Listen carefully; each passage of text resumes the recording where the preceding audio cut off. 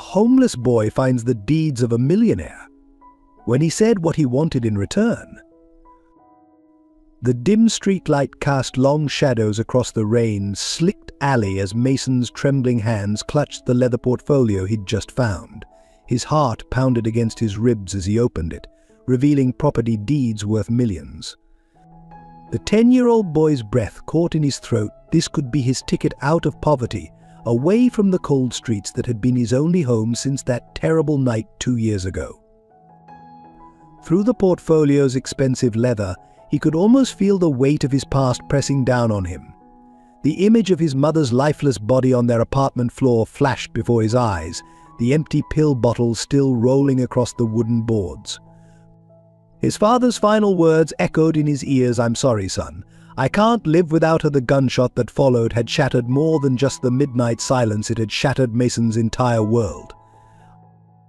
But now fate had placed something valuable in his dirty, calloused hands. The deeds belonged to Nicholas Parker, one of the city's wealthiest businessmen. Mason had seen his name in newspapers he'd used as blankets on countless freezing nights. One of these properties alone could provide him with shelter, food, and the life he'd lost when his parents left this world. Yet, as he stood there in the shadows, something stirred in his heart. His mother's voice, gentle and clear, from a time before the pills took her away. "Honesty is the only treasure worth keeping, my love." His fingers tightened around the portfolio as tears began to blur his vision. The choice before him felt like a knife's edge: survival or integrity, desperation or dignity. Looking up at the towering mansion at the end of the street, its windows glowing with warmth he hadn't felt in years, Mason made his decision. His feet began moving before his mind could second-guess itself, each step taking him closer to the Parker estate. What waited behind those grand doors he couldn't know. But for the first time since his parents' deaths, he felt something like hope flickering in his chest, not because of the valuable documents in his hands, but because he was choosing to do what was right, even when life had given him every reason to do otherwise. Hey everyone! Before we dive into today's story, let me know in the comments where you're watching from. And if you find this content interesting, don't forget to hit that subscribe button to support the channel and never miss our upcoming exciting stories. Thank you all so much. Life on the streets had taught Mason lessons no child should have to learn. At 10 years old, he had mastered the art of becoming invisible when necessary and appearing harmless when visibility was unavoidable. His small frame, made smaller by malnutrition, moved through the city's shadows like a ghost, searching for scraps of food and safe places to sleep. The oversized, threadbare jacket he wore had been his father's last gift. Now it served as both clothing and blanket, carrying with it memories of warmer, happier days. Every morning began before dawn, when the city was still quiet enough that he could hear his own heartbeat. Mason would emerge from whatever shelter he'd found, sometimes a cardboard box in an alley, sometimes the relative luxury of an abandoned building's doorway. His daily routine was a careful dance of survival, checking dumpsters behind restaurants before they opened, hanging around school zones where kind-hearted parents might spare some change, and always watching for danger. The memories of his parents' deaths haunted him like persistent shadows. That fatal night 2 years ago played on repeat in his dreams. His mother, once beautiful and full of life, had succumbed to the demons that came in little orange bottles. Mason remembered how she'd changed over the years, becoming a hollow version of herself, until finally he found her motionless on their apartment floor. The pill bottle lay empty beside her, a silent witness to her final moments. His father, a man who had once filled their home with laughter and warmth, couldn't bear the loss. Mason still heard the crack of the gunshot in his nightmares, still saw his father's tears as he apologized one last time. The police had come. There had been discussions about relatives and foster care, but Mason had run away before they could lock him into a system he feared more than the streets. Sometimes in his darkest moments he wondered if he should have stayed, but the freedom of the streets, harsh as it was, felt safer than the unknown of foster homes. In stark contrast to Mason's world of survival and shadows stood Nicholas Parker's realm of privilege and power. The 55-year-old business magnate had built his empire from the ground up, but success had come at a personal cost. His wife's death during childbirth 15 years ago had left him a single father to their son James, and the weight of that responsibility had shaped every decision since.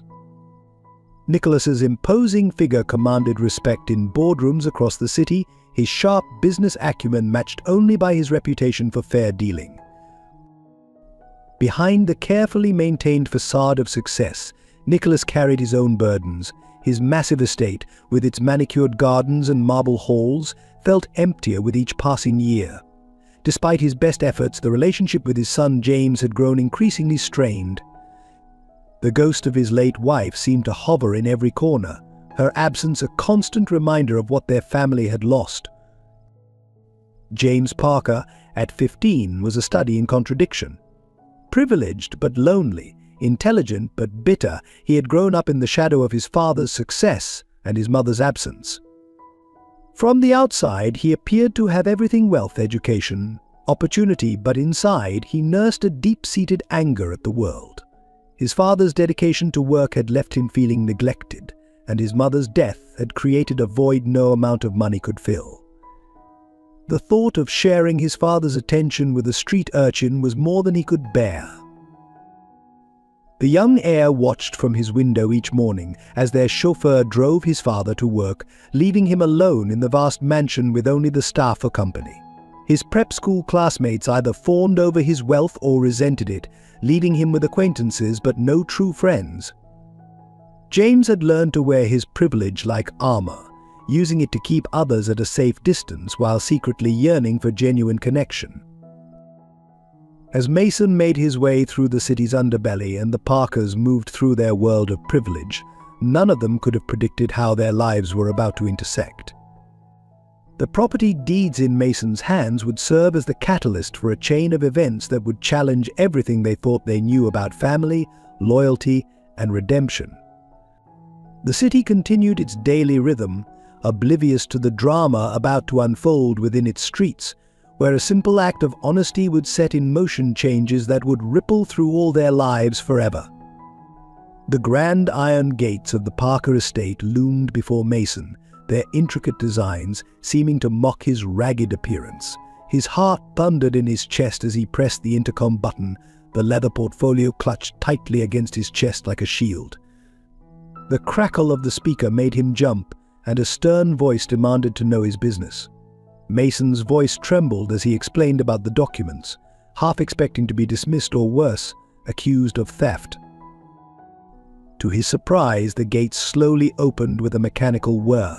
The long walk up the curved driveway felt like crossing an ocean, each step taking him further from his world of survival and deeper into unknown territory. The mansion grew more imposing with every step, its windows staring down at him like judgmental eyes. Mason's worn sneakers left faint, dirty marks on the pristine pathway, making him acutely aware of how out of place he was in this realm of wealth and privilege. The massive front door opened before he could knock, revealing Harrison, the Parker family's long-serving butler. The elderly man's face was a careful mask of professional neutrality, but his eyes betrayed a hint of suspicion as they traveled from Mason's matted hair to his threadbare clothes. "Mr. Parker will see you in his study," Harrison announced, his crisp British accent making Mason feel even more inadequate. The interior of the mansion left Mason breathless.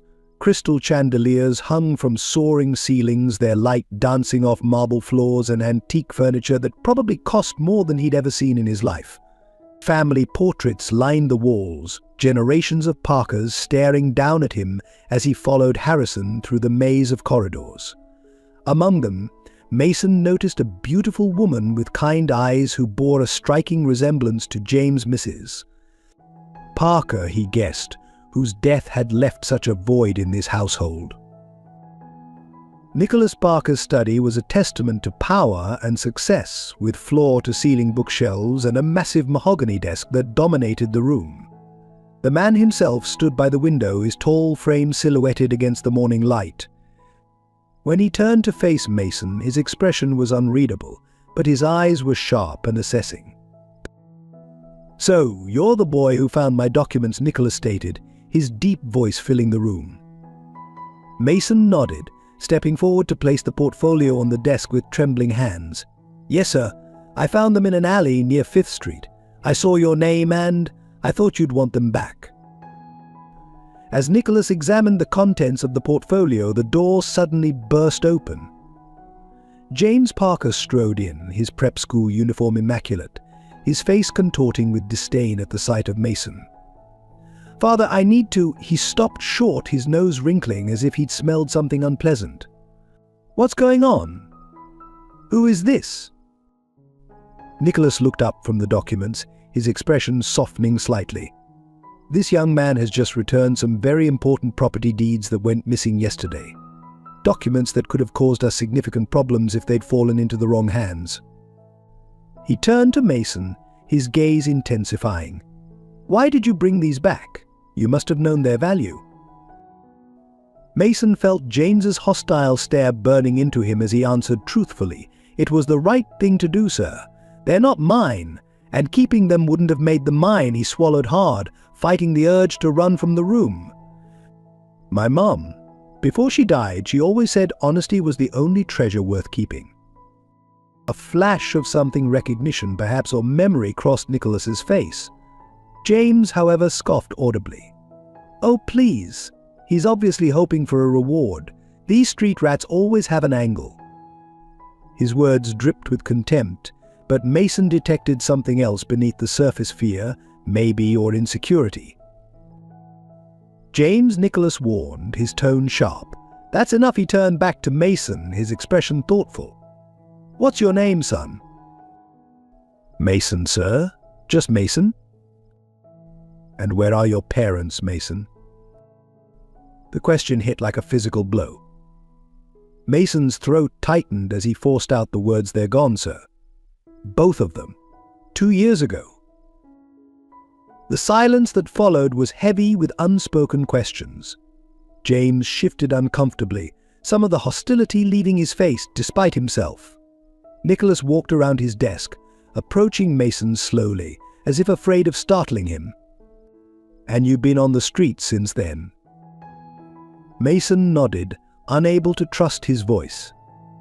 His eyes burned with unshed tears, but he refused to let them fall. He'd learned long ago that crying didn't solve anything. Nicholas exchanged a long look with Harrison, who had remained quietly by the door.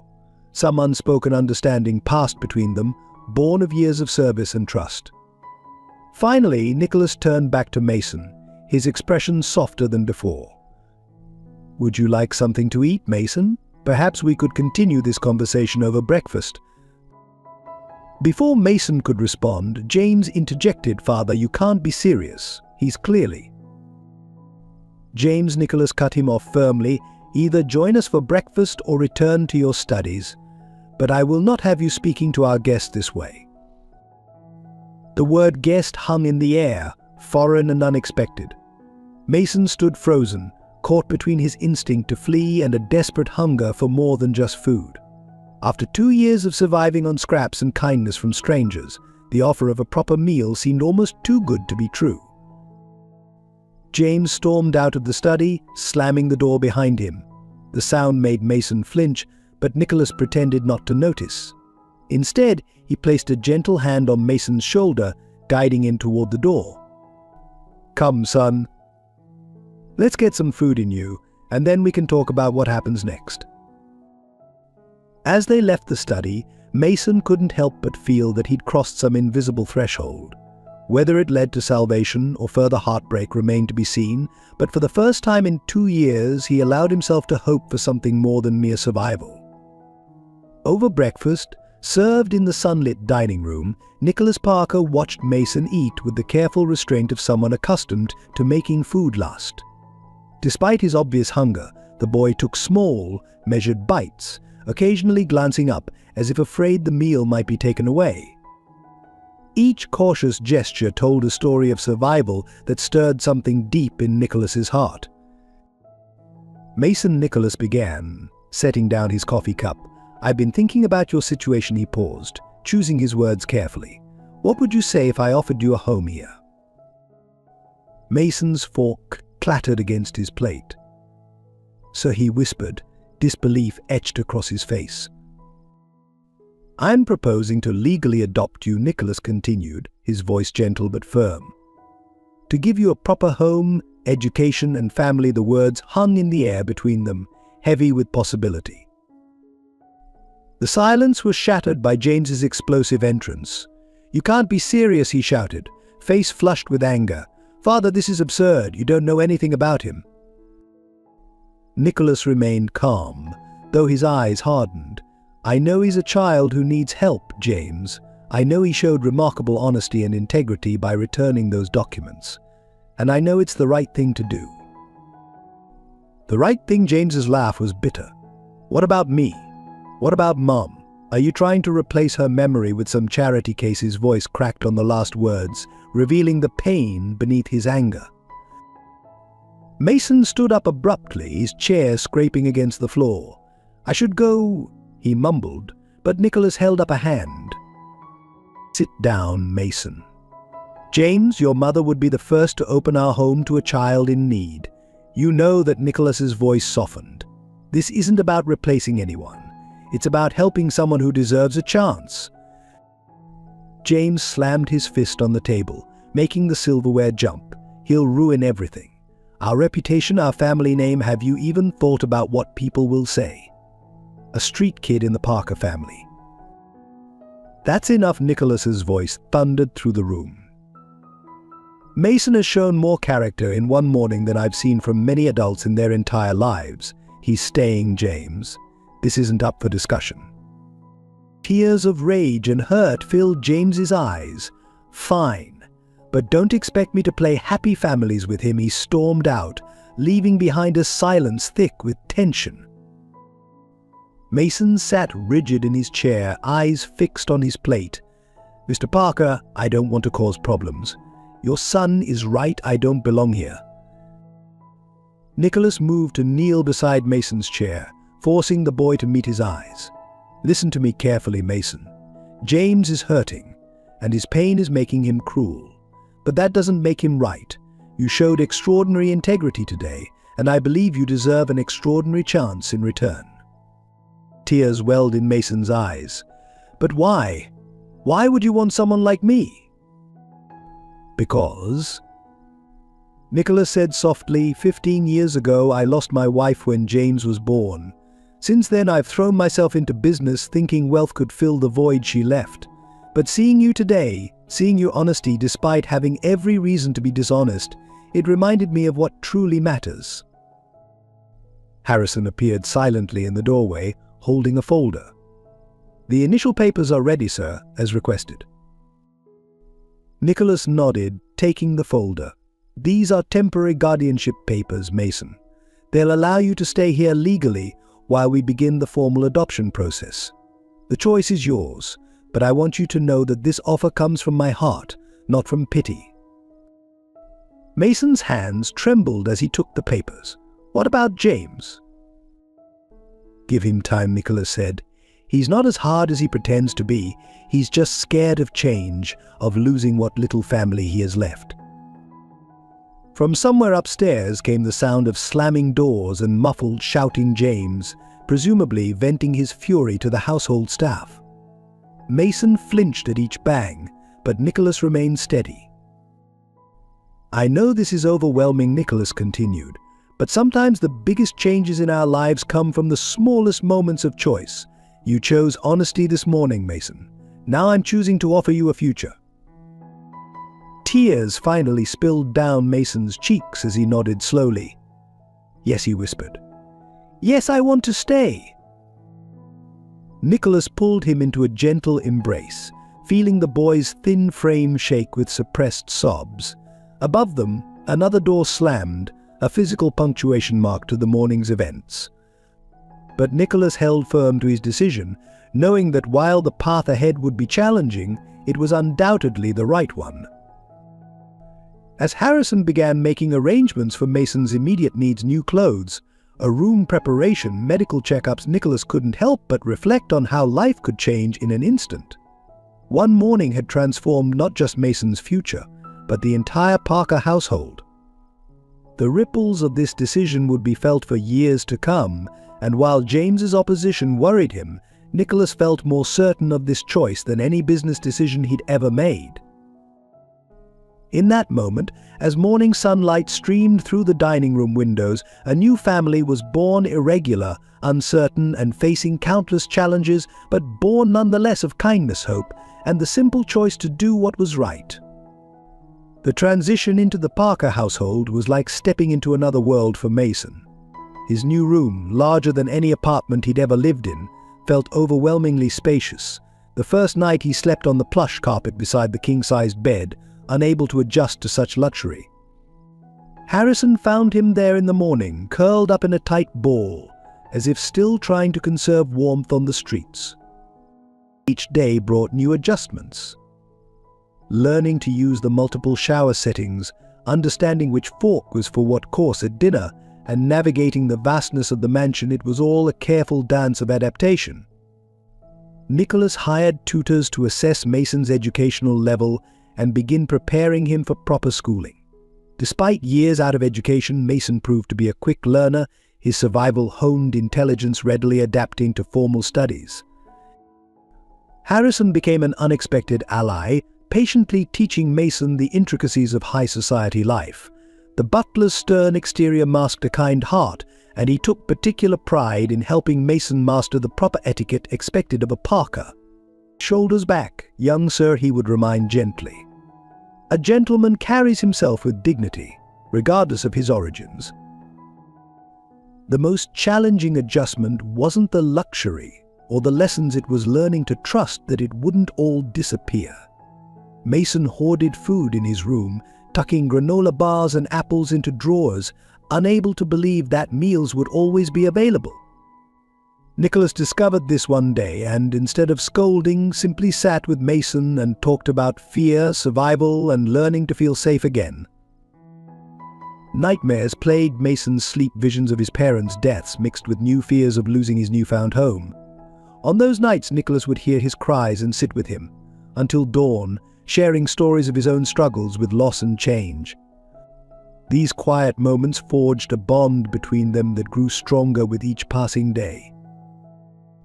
The transformation was physical as well as emotional. Regular meals and proper care brought color to Mason's cheeks and strength to his frame. New clothes, tailored to fit perfectly, replaced his ragged street attire.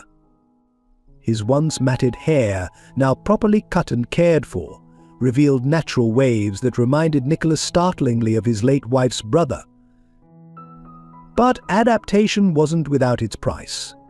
The first day at Wellington Preparatory Academy tested every ounce of Mason's resilience. As he stepped out of the Parker family car, whispers rippled through the crowd of students. The story of his adoption had made the society pages, and every privileged child knew of the street urchin who had wormed his way into the Parker fortune. "Did you sleep in a dumpster before the Parkers found you?" sneered one boy during lunch. "But I heard he's just a charity project," whispered another. "Mr. Parker's going through a midlife crisis." "Better watch your valuables," warned a third.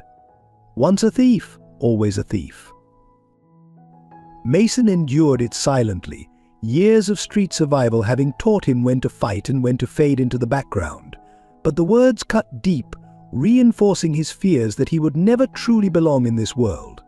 James's presence at the same school only complicated matters. The older boy made a show of ignoring Mason's existence, creating an invisible but palpable barrier that other students quickly learned to respect if they wanted to remain in the Parker heir's good graces. The teachers were professional but distant, clearly unsure how to handle this unusual addition to their elite student body. Only Miss Robertson, the English teacher, seemed to see past Mason's background. She recognized his hunger for learning and stayed after school to help him catch up, finding in his street experiences unique perspectives on literature and life.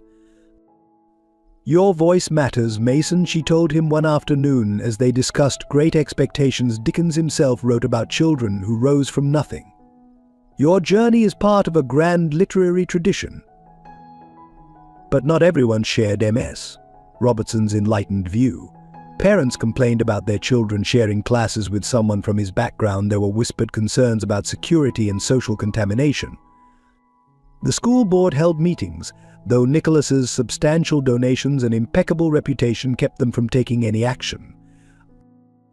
Throughout it all, Mason poured himself into his studies with a determination born of knowing this might be his only chance at a different life. His street-honed ability to observe and adapt served him well in academics.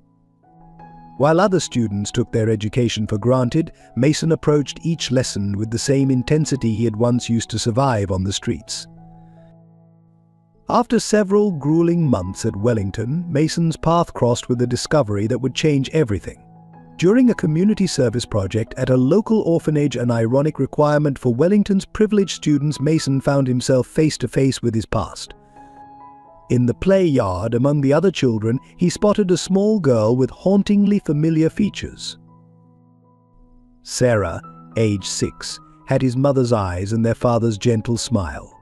Mason's hands trembled as he read her file, smuggled out by a sympathetic social worker. She had been placed in the system shortly after his own disappearance, bouncing between foster homes before landing at St. Michael's orphanage. All this time, he had had a sister he never knew existed, a final secret his mother had taken to her grave. The revelation shook Mason to his core. While he had found sanctuary in the Parker mansion, his own flesh and blood had been lost in the system. Sarah didn't recognize him. She had been too young when their family fell apart, but Mason knew instantly. The same determined set of her jaw, the way she hunched her shoulders against the world, it was like looking in a mirror of his past. Keeping this discovery from his new family ate at him. Nicholas had already given him so much, how could he ask for more? But every night, thoughts of Sarah sleeping in the orphanage while he lay in luxury tormented him. The stark contrast between their fates made his own good fortune feel like a betrayal. James, meanwhile, had been quietly conducting his own investigation into Mason's past. Hiring private investigators and leveraging his father's connections, he had assembled a detailed dossier of the tragedy that had befallen the family. His initial intention had been to find something damaging, something to prove Mason was unworthy of the Parker name. Instead, he found himself drawn into a story of addiction, desperation, and loss that uncomfortably mirrored his own pain over his mother's death. The weight of these secrets began to show in Mason's behavior. His grades, initially climbing steadily, began to slip. Dark circles appeared under his eyes from sleepless nights spent wrestling with guilt. Nicholas noticed the change but misattributed it to the ongoing stress of adjustment and school bullying. During this time, James observed his adopted brother's deterioration with mixed emotions. Part of him felt vindicated. The street rat couldn't handle civilized life after all. But another part, one he tried desperately to ignore, recognized the same anguish he had felt after losing his mother, the same invisible weight that made every smile feel like a betrayal, every moment of happiness tainted by grief. Harrison, ever observant, watched the dynamics between the brothers shift.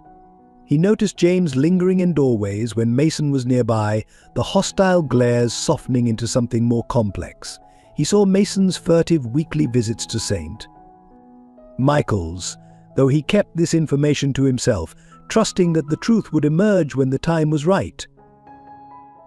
One particularly difficult evening, Mason's nightmares drove him to the mansion's kitchen for a glass of water.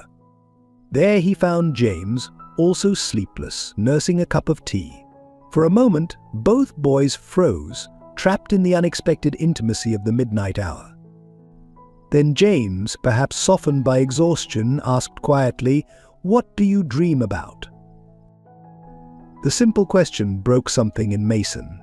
Before he could stop himself, he was telling James everything about his parents, about Sarah, about the crushing guilt of having found safety while she remained alone. James listened in silence, his tea growing cold, seeing for the first time not an intruder in his home, but a brother carrying burdens as heavy as his own. That late-night conversation marked a subtle shift in their relationship. While James didn't immediately become welcoming, The active hostility began to fade.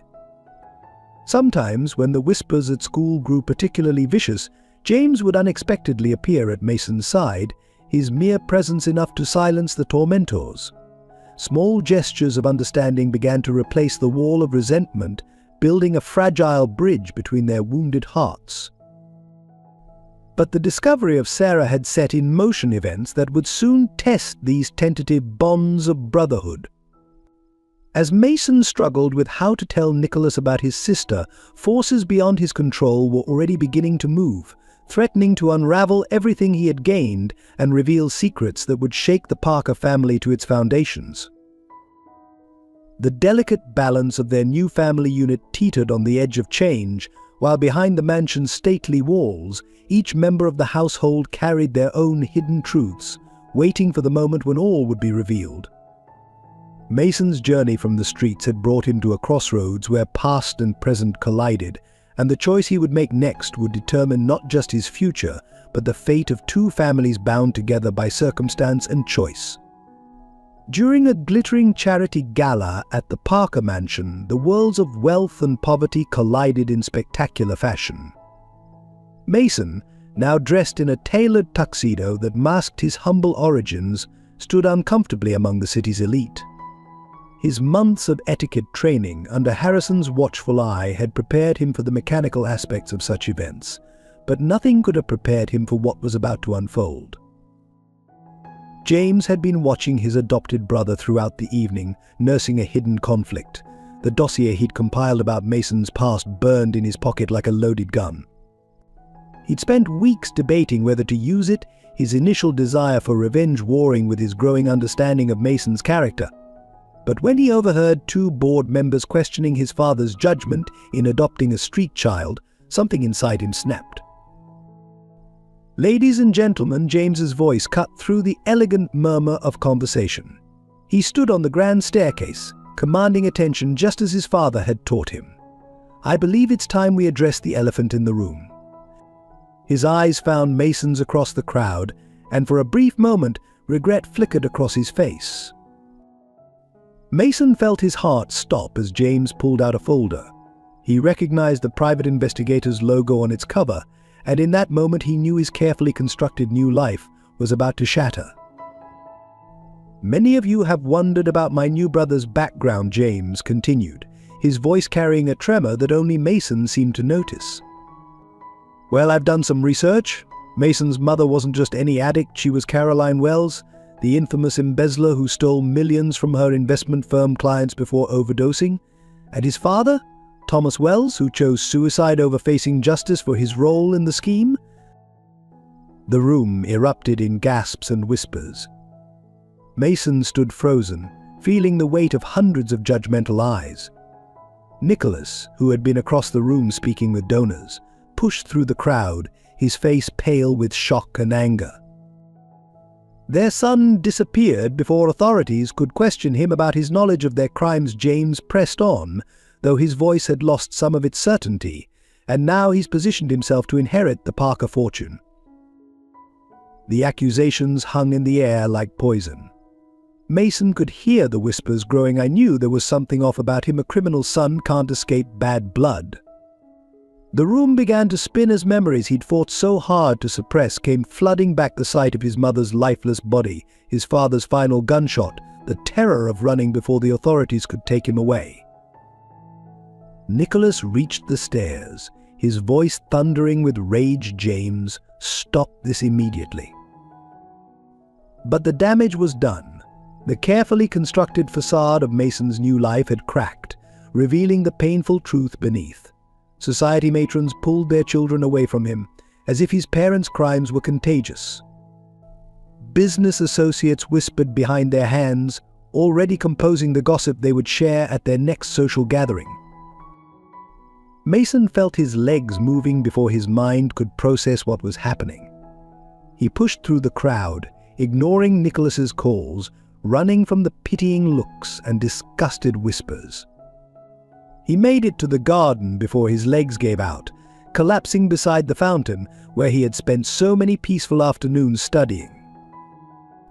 The sound of footsteps made him tense, but it was James who appeared, his face a mask of conflicting emotions. "I didn't. I wasn't going to," he started, but Mason cut him off. Why Mason's voice was barely a whisper was destroying me worth it. Does it make you feel better about your own pain?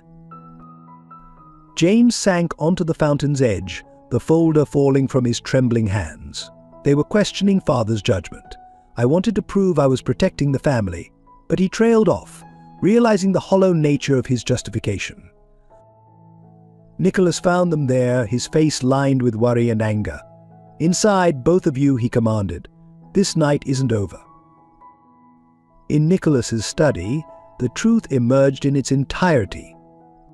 Mason, his voice shaking, explained everything: how his mother's addiction had begun with prescription pills after a car accident, how his father had started embezzling to pay for her increasingly expensive habit, how he had found her body and heard his father's final moments. He spoke of running away, of surviving on the streets, and finally of Sarah.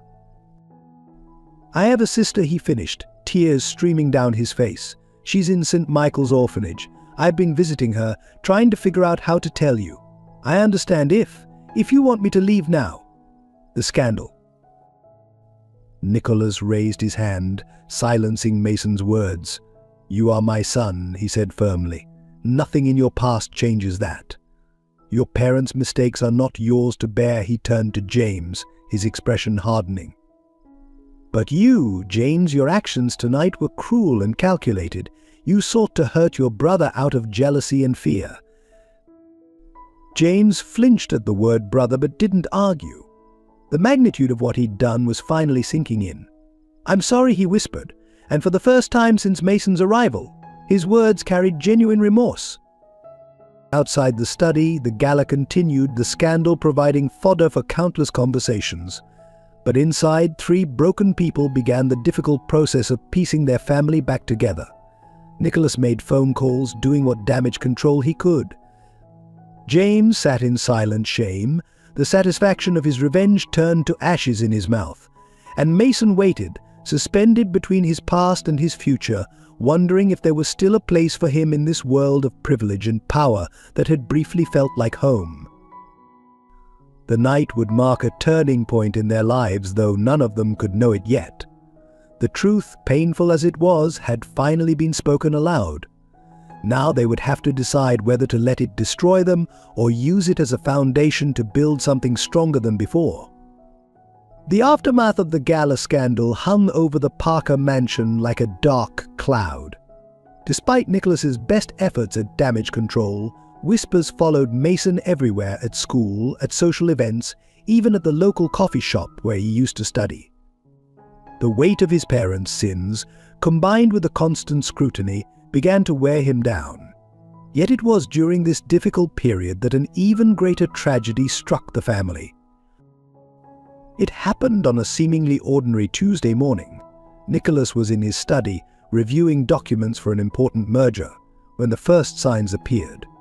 His vision blurred, words swimming on the page before him. A sharp pain shot through his left arm, and as he reached for his phone to call Harrison, the world tilted sideways. The sound of his collapse brought Mason running from the adjacent library. Dad Mason's cry echoed through the mansion as he found Nicholas slumped over his desk. The following moments passed in a blur of paramedics, sirens, and the horrifying stillness of hospital waiting rooms. James arrived breathless, having broken multiple speed limits in his rush from school, his face pale with fear. The doctor's diagnosis was devastating: a severe stroke, likely brought on by years of stress and overwork. As Nicholas lay unconscious in the ICU, tubes and machines keeping him stable, Mason and James found themselves thrust into an unexpected alliance of shared worry and grief. Hours turned into days, and the dynamic within the Parker household shifted dramatically. James, as the biological son, was suddenly thrust into a position of authority he wasn't prepared for. Business associates and family lawyers began approaching him about contingency plans, succession strategies, and the future of the Parker empire. It was during one of these meetings that Mason overheard something that made his blood run cold.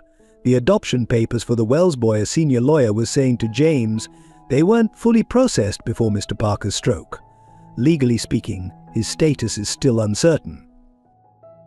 James's response was lost to the sound of blood rushing in Mason's ears.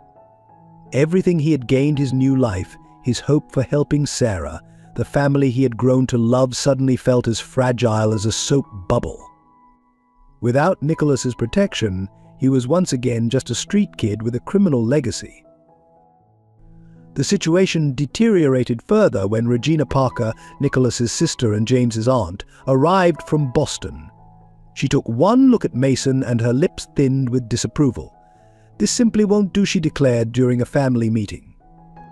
"With Nicholas incapacitated, we need to think about what's best for the family name.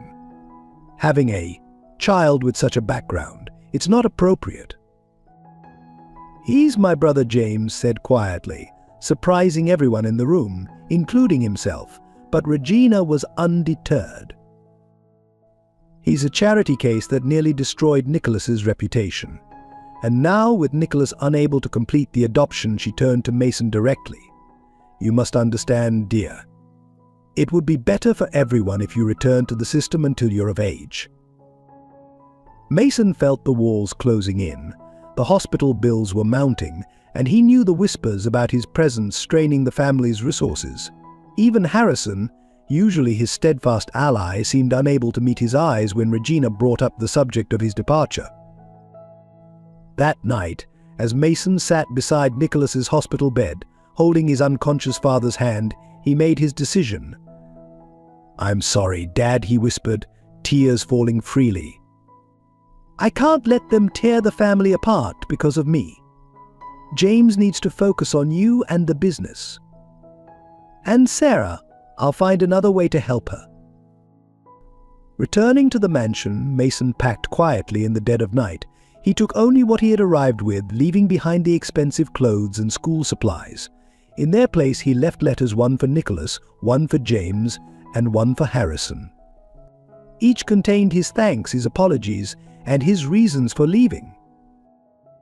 The last thing he packed was a framed photo of him and Nicholas from his first Christmas with the family. In it, they were both laughing, Nicholas's arm around Mason's shoulders, as they stood before the enormous Christmas tree. Mason tucked it carefully into his old backpack, a reminder of what it felt like to belong. As he crept down the grand staircase for the last time, Mason heard movement in the kitchen. His heart stopped when he saw James standing there, a glass of water in his hand, watching him with an unreadable expression. "You're leaving?" James said. It wasn't a question. Mason nodded, unable to speak past the lump in his throat. "Aunt Regina's wrong," James continued, setting down his glass. "Father would never want this." "But she's right about one thing," Mason replied softly. "The family needs to focus on your father's recovery. My presence here, especially now, it's just making everything harder." James took a step forward, and for a moment Mason thought he might try to stop him. Instead, his adopted brother reached into his pocket and pulled out an envelope. "Take this," he said, pressing it into Mason's hand. "It's not much, but it should help you get started somewhere new." Mason tried to refuse, but James insisted. "Consider it an apology." "For the gala, for everything," his voice cracked slightly. "I never hated you, you know. I was just scared of losing what little family I had left. And now—" "Take care of him," Mason whispered, fighting back tears. "And James, thank you for calling me your brother, even if it was just once." With that, Mason slipped out into the night, leaving behind the only real home he'd known since his parents' deaths. The weight of his decision pressed down on him with each step away from the mansion, but he forced himself to keep walking. He had survived on the streets before he could do it again. Behind him, the Parker mansion stood silent and imposing against the night sky, its windows dark except for the soft light still burning in the kitchen where James remained, watching his brother disappear into the darkness for the second time in his young life. Living on the streets again was both familiar and startlingly different for Mason. His time with the Parkers had changed him. He could no longer ignore suffering around him the way he once had, couldn't shut off his emotions as easily.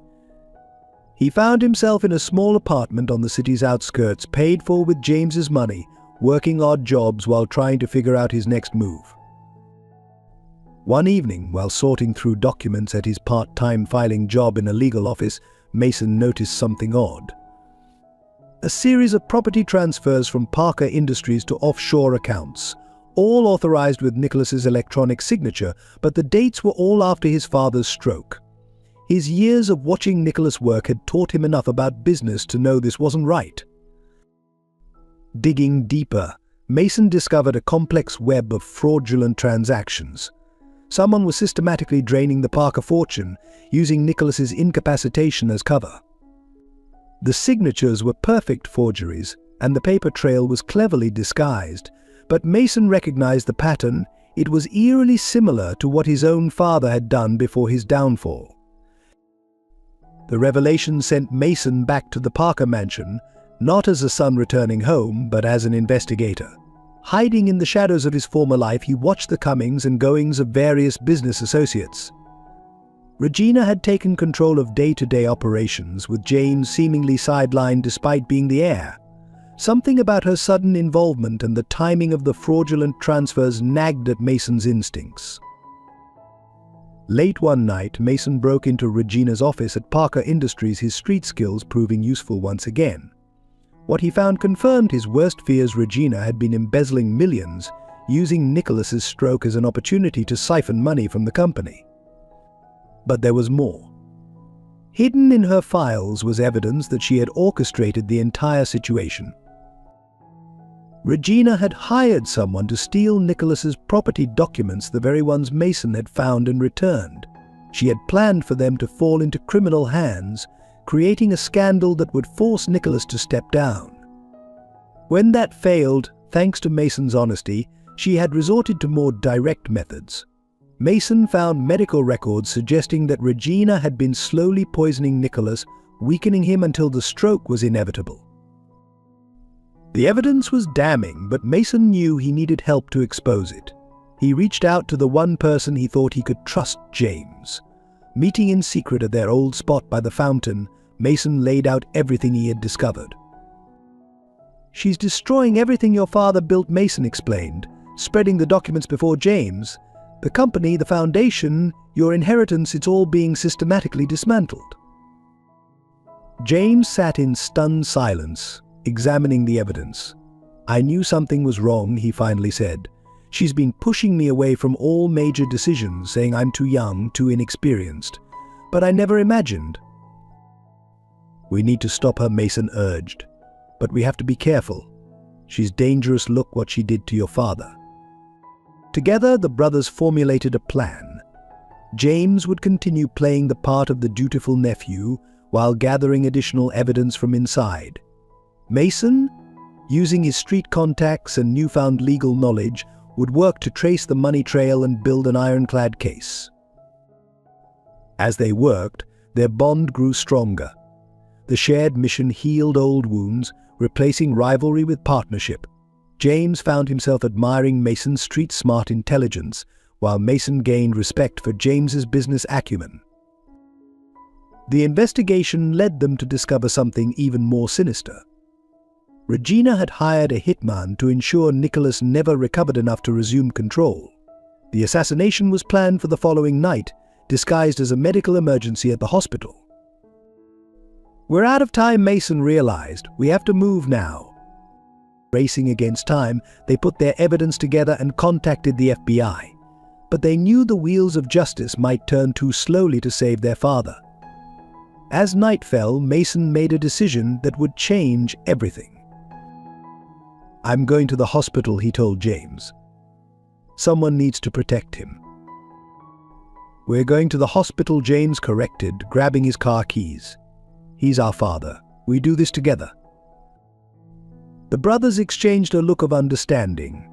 Years of mistrust and rivalry had led to this moment of absolute clarity. They were family, and family protected their own.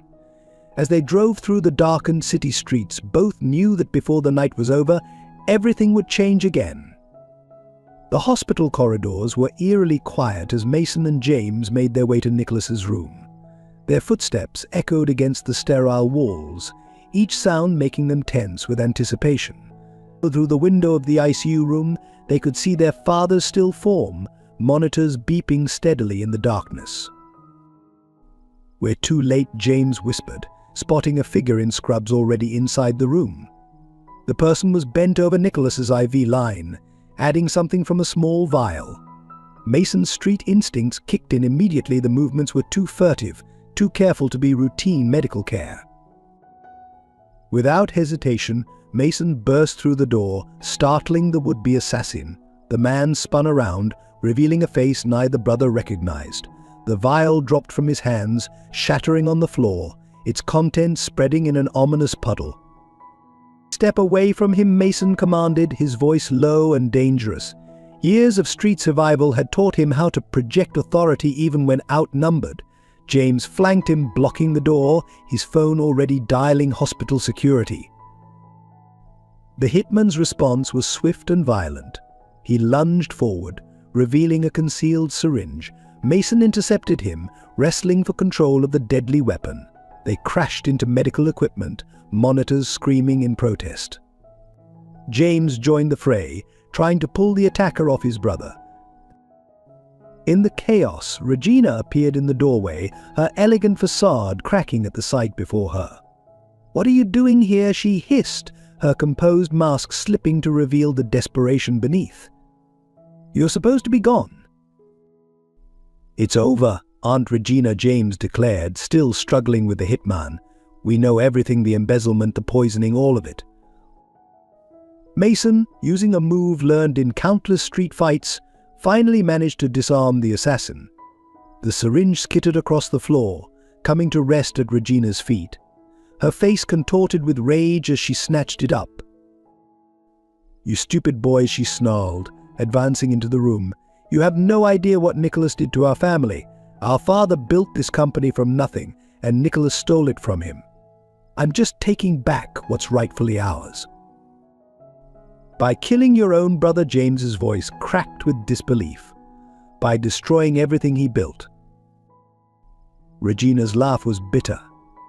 "Everything he built it on betrayal. Your grandfather trusted him, made him CEO over me because I was too emotional, then Nicholas forced him out, took everything for himself. And now you two, a spoiled brat and a street rat, think you can stop me." The hitman, momentarily forgotten, used the distraction to break free. He charged toward Mason, but years of street fighting had honed the boy's reflexes. Mason sidestepped, using his attacker's momentum to send him crashing into the medical cart. The resulting clatter brought security running. Regina, seeing her plan unraveling, made a desperate move. She lunged toward Nicholas's bed, syringe raised. "If I can't have the company, neither can he." What happened next seemed to unfold in slow motion. Mason dove forward, intercepting Regina's strike. The syringe plunged into his shoulder instead of Nicholas's chest. James tackled his aunt from behind, finally bringing her down as security officers flooded the room. As Regina and her assassin were restrained, Mason slumped against the wall, the world starting to spin. Whatever had been in that syringe was powerful. His vision was already beginning to blur. Mason James's voice seemed to come from far away. "Stay with me, brother. Stay with me." The last thing Mason saw before losing consciousness was Nicholas's hand moving on the bed, the first sign of movement since his stroke. Then darkness claimed him. The next few hours were chaos. Hospital staff worked frantically to identify and counteract the poison, while FBI agents swarmed the building, securing evidence and taking statements. James refused to leave his brother's side, maintaining a vigil over both Mason and Nicholas. When Mason finally regained consciousness, he found himself in a hospital bed next to Nicholas's. James sat between them, looking exhausted but relieved. "Welcome back," he smiled, squeezing Mason's hand. "You really scared me there, brother." Nicholas Mason croaked, his throat dry. "See for yourself," James gestured to their right. There, propped up slightly in his bed, was Nicholas, awake and alert for the first time in weeks. His face was gaunt, and speaking seemed to require great effort, but his eyes were clear and focused. "My boys," Nicholas whispered, his voice weak but filled with pride. "My brave, brave boys." But the family reunion was interrupted by FBI agents wanting statements, doctors checking vitals, and lawyers discussing the evidence against Regina. But through it all, an unbreakable bond had been forged between the three men, a bond stronger than blood, stronger than tragedy, stronger than all the forces that had tried to tear them apart. Regina's plot had failed, but it had succeeded in one unexpected way. It had finally united the Parker family. As they began the long process of recovering Nicholas from his stroke, Mason from the poison, and James from the betrayal of his aunt, they did so not as separate individuals, but as a true family. The media would later call it the Parker family scandal, but within the hospital room, it was simply the night they chose each other, the night they proved that family isn't about blood or background, but about the choices we make and the people we fight to protect. News of Regina's arrest and the attempted murder at the hospital spread through the city like wildfire. The media painted it as a tale of greed, betrayal, and redemption, but they missed the most significant twist that was about to unfold. As Mason recovered in the hospital, a visitor arrived who would change everything once again. Sarah Wells's social worker, Mrs. Thompson, entered his room carrying a thick file and a revelation that would shake the foundations of everything Mason thought he knew about his past. James was present, sitting by his brother's bedside, when she began to speak. "Mason, there's something you need to know about your mother," Mrs. Thompson began gently. "The embezzlement scheme she was accused of, she wasn't the perpetrator. She was trying to expose it." Mason's world tilted on its axis as Mrs. Thompson laid out the truth. His mother had been a whistleblower, working with federal investigators to uncover a massive fraud operation within her investment firm. The evidence she'd gathered had implicated several high-ranking executives, including Regina Parker. "Your mother was getting close to exposing everything," Mrs. Thompson explained. "That's when they started poisoning her with doctored prescription medications, making it look like she was developing an addiction. When that didn't silence her, they murdered her and framed it as an overdose." James gripped the arms of his chair, his knuckles white. "And our father?" he asked, looking at Mason. "What about him?" "Thomas Wells discovered the truth after his wife's death," Mrs. Thompson continued.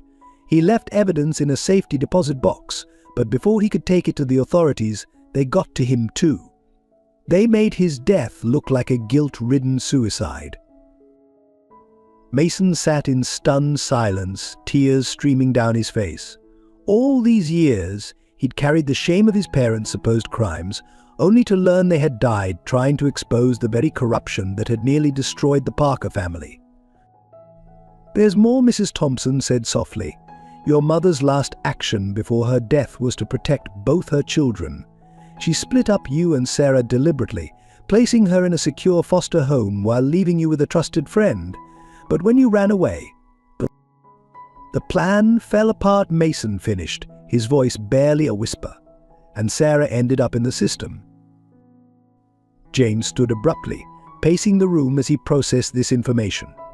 "The same people who killed Mason's parents nearly destroyed our family," he said, his voice shaking.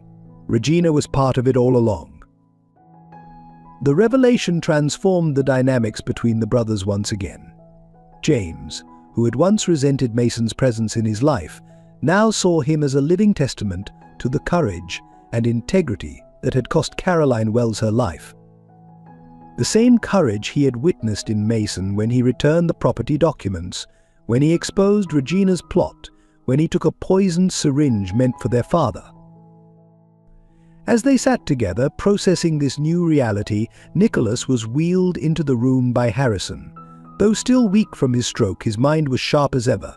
Mrs. Thompson repeated her story, watching as the powerful businessman's face transformed with each new detail. "Your mother was a hero," Mason Nicholas said finally, his voice thick with emotion. "And now I understand why you are who you are, why you returned those documents despite having nothing, why you came back to save our family when you had every reason to stay away." James moved to stand behind Mason's chair, placing a hand on his shoulder. "It's time to make this right," he declared, "all of it." Over the next few days, as Mason continued to recover, the Parker family machinery moved with renewed purpose. James worked with their lawyers to clear Caroline and Thomas Wells's names publicly. Nicholas, speaking in halting but determined sentences, directed the establishment of a whistleblower protection foundation in Caroline's name. But the most significant change came when James arrived one morning with Sarah in tow. The little girl stood shyly in the doorway, clutching a worn teddy bear, looking so much like their mother that Mason's heart nearly stopped. "Hi, Sarah," he said softly, holding out his hand. "I'm your brother." The reunion was tearful and tender, as brother and sister found each other after years of separation. Nicholas watched from his wheelchair, his eyes moist, before clearing his throat. "Sarah," he said gently, "how would you like to come live with your brother, to be part of our family?" The little girl looked up at Mason, then at James, who smiled encouragingly. "All of us together?" she asked in a small voice. "All of us together," James confirmed, "as it should have been all along." The truth about the Wells family had done more than clear their name. It had healed the final wounds in the Parker family, transforming them from a fractured unit into something stronger and more complete than ever before. What Regina had tried to destroy through lies and manipulation, Truth and Love had rebuilt stronger than ever. 5 years after the events that nearly tore the Parker family apart, the mansion's grand ballroom was once again filled with the city's elite. But this time there was no undercurrent of scandal or whispered judgments. Instead, they had gathered to celebrate the launch of the Caroline Wells Foundation for Truth and Justice, dedicated to protecting whistleblowers and their families. Nicholas Parker, now fully recovered from his stroke, though walking with a slight limp, stood proudly at the podium. On either side of him stood his sons James, whose once cold exterior had melted into quiet strength, and Mason, whose street-smart wisdom had matured into remarkable leadership. Beside Mason, now 15, Sarah stood tall, her mother's determined spirit shining in her eyes. 5 years ago. Nicholas began, his voice strong and clear. Our family learned the true meaning of courage and justice through tragedy. Caroline Wells, whose name we honor today, gave her life to expose corruption. Her children, whom I am blessed to call my own, taught us that family transcends blood. And that truth, no matter how painful, sets us free. The foundation would become their shared legacy, a testament to Caroline's sacrifice and a weapon against the kind of corruption that had claimed her life. James headed the legal department, while Mason directed outreach programs for affected families. Sarah, though young, had already shown a passionate interest in the Foundation's mission, determined to carry forward her mother's legacy. After the speeches and applause, the family retreated to their favorite spot in the garden. Harrison appeared with a tray of hot chocolate, a tradition he had started during Mason's first days in the mansion. As they sat together under the stars, Sarah pulled out an old photograph she had recently discovered. "Mom looks so happy here," she said softly, showing them a picture of Caroline Wells laughing at a park, her arms around a young Mason. She was fighting for justice even then, wasn't she? Mason pulled his sister close. "She was fighting for us, Sarah, for what was right, just like we're doing now." James, who had been unusually quiet, cleared his throat. "I have something to tell you all," he said. "I've been working on a special project. The old Wells family home, I bought it back, had it restored." He turned to Mason and Sarah. "I thought, maybe it could be a safe house for families in the program. A place where they can feel protected while their cases are processed." Mason stared at his brother, overwhelmed by the gesture. The home where he had lost everything would now become a sanctuary for others facing similar battles. It was a perfect transformation, a symbol of their family's journey from tragedy to triumph. But Nicholas reached out, gathering all three of his children close. "Your mother would be so proud," he told Mason and Sarah. "And so am I of all of you. We've built something remarkable here, something that will outlast us all." The Foundation's first case arrived just a week later, a young mother and her two children fleeing a situation eerily similar to Caroline's. The Parker family rallied around them, offering not just protection and legal support, but understanding born from personal experience. As Mason showed them into the renovated Wells home, now a safe haven, he caught a glimpse of his reflection in the window. No longer the frightened street child who had once returned a lost portfolio, nor the wounded boy who had fled the mansion in shame. He saw instead a young man who had found his purpose, surrounded by a family bound together by choice rather than just blood. Sarah's voice called from upstairs, excited about showing the children their rooms. James was in the study, already working on the legal documentation, while Nicholas spoke softly with the mother, offering reassurance born from experience. Harrison moved quietly through the house, ensuring everyone's comfort with his usual efficiency. This was their legacy, not the Parker fortune or the Wells tragedy, but the family they had built from the ashes of both. A family that stood for truth, justice, and the unshakable belief that love could overcome any obstacle. As the sun set over the city, casting long shadows across the garden, where so much of their story had unfolded, Mason smiled. His mother's words echoed in his memory. "Honesty is the only treasure worth keeping." She could never have known how that simple lesson would shape not just his life, but the lives of so many others. The Parker Wells family had become living proof that sometimes the greatest families are forged not in perfect circumstances, but in the fires of adversity, strengthened by choice and sustained by love that transcends all boundaries. And in the end, that was the greatest legacy of all. Sacred wounds, a message of hope and faith. Sometimes our deepest pain becomes our greatest purpose. Like Sarah and Michael's journey, your struggles aren't just random acts of fate, they're sacred wounds that God will transform into channels of blessing.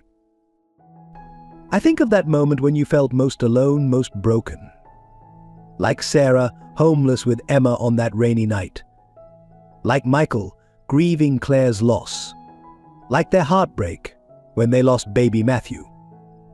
These aren't just moments of pain, they're holy ground where God is writing a larger story.